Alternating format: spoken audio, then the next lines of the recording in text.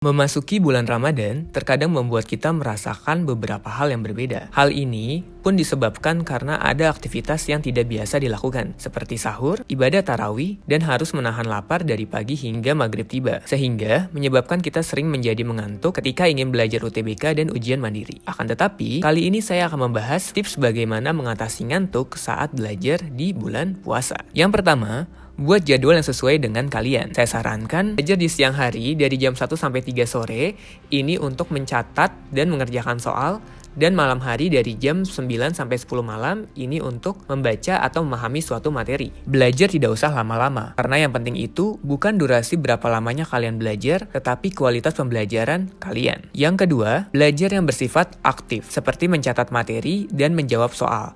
Biasanya, saya baru memahami atau membaca materi ketika malam hari.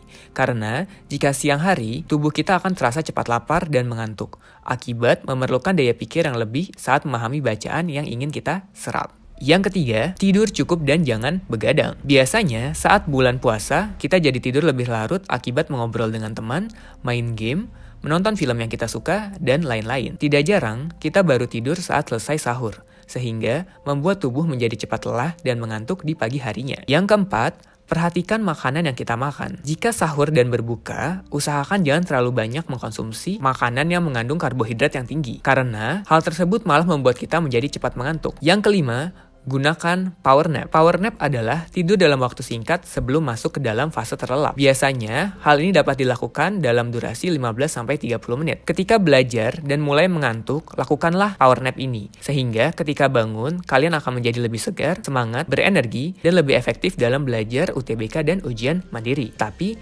jangan terlalu lama ya, karena kalau terlalu lama, bukan power nap namanya, tapi tidurnya nyenyak. Oke? Itu dia 5 tips untuk menghindari ngantuk saat kalian belajar di bulan puasa. Saya harap tips ini menjadi bermanfaat dan kalian semakin rajin belajar untuk menghadapi UTBK dan ujian mandiri ya.